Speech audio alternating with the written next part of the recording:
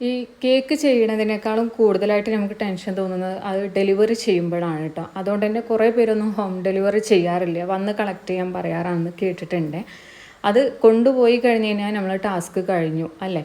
അത് കൊണ്ടുപോയി കഴിഞ്ഞിട്ട് ഒരു 5 മിനിറ്റ് കഴിഞ്ഞ് കസ്റ്റമർ കോൾ വന്നു കഴിഞ്ഞാൽ നമുക്ക് ഡബിൾ ടെൻഷനായിരിക്കും, എന്തോ അവിടെ സംഭവിച്ചിട്ടുണ്ട് എന്നുള്ളത് ഉറപ്പായിരിക്കും അല്ലേ. അങ്ങനെ ഒരു കോളാണ് കേട്ടോ എനിക്ക് വന്നിട്ടുണ്ടായിരുന്നത്. ആളെൻ്റെ അടുത്ത് നിന്ന് വാങ്ങി കൊണ്ടുപോയിട്ട് 5 മിനിറ്റ് കഴിഞ്ഞ പാടാണ് കേട്ടോ ആളെ കോള് വരുന്നത്. അപ്പോൾ പാക്ക് ചെയ്തിട്ട് കവറിലിട്ടിട്ടാണ് കൊടുത്തിട്ടുണ്ടായിരുന്നത്. പിന്നെ സ്കൂട്ടിയിലാണ് വന്നിട്ടുണ്ടായിരുന്നത് കേട്ടോ. പിന്നെ എവിടെ ഞാൻ അവരോട് പറഞ്ഞു താഴെ കാലിൻ്റെ ഭാഗത്ത് വെച്ചാൽ മതി എന്ന് പറഞ്ഞിട്ടുണ്ടായിരുന്നു.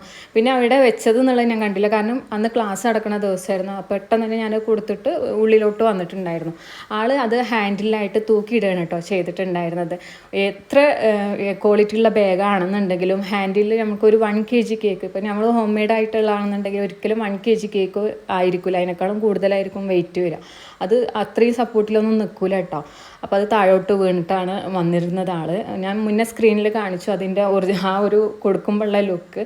അത് എൻ്റെ കയ്യിൽ പിന്നെ കിട്ടിയപ്പോൾ ഇതുപോലെയാണ് ഉണ്ടായിരുന്നത്. ആ ഡ്രിപ്പ് ഡിസൈനൊക്കെ കറക്റ്റ് ആ ബോക്സിലോട്ട് പോയിട്ടുണ്ട് കേട്ടോ.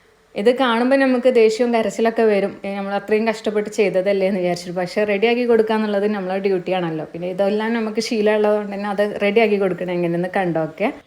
ഇനി നമുക്ക് ഇച്ചിരി സ്പീഡ് കൂട്ടാം കേട്ടോ, കാരണം ഇതെല്ലാം ചെയ്തു വരുമ്പോഴേക്കും നമ്മൾ ടൈം കളയാൻ പറ്റില്ലല്ലോ. അപ്പോൾ ഇത് കേക്ക് അങ്ങോട്ട് പ്രസ് അയക്കുകയാണ് ബോക്സിലോട്ട് പോയിട്ട് കേട്ടോ. പിന്നെ നന്നായിട്ട് സെറ്റായ കേക്ക് ആയതുകൊണ്ട് തന്നെ പ്രത്യേകിച്ച് വലിയൊരു ഡാമേജ് കാര്യങ്ങൾ വന്നിട്ടില്ല, അതായത് ലെയറൊന്നും ഇളകിയിട്ടില്ല. അപ്പോൾ അതുകൊണ്ട് നമുക്കൊന്നും ഈസി ആയിട്ട് ചെയ്യാൻ പറ്റും. അങ്ങനെ കേക്ക് ഫൈനൽ കോട്ട് ചെയ്തു, അത് ക്രം കോട്ട് ചെയ്തു. അതൊന്ന് സെറ്റ് ആയതിൻ്റെ ശേഷം ഫൈനൽ കോട്ടും ചെയ്തിട്ടുണ്ടായിരുന്നു. ഡ്രിപ്പ് പെട്ടെന്ന് ഉണ്ടാക്കിയെടുത്തു. എന്നിട്ട് ഇതാ സെറ്റാക്കി എടുത്തിട്ടുണ്ട് കേട്ടോ. ഫൈനൽ ലുക്ക് ഇതാ ഇങ്ങനെയാണ്, സെയിം കേക്കിനാക്കി കൊടുത്തിട്ടുണ്ട്.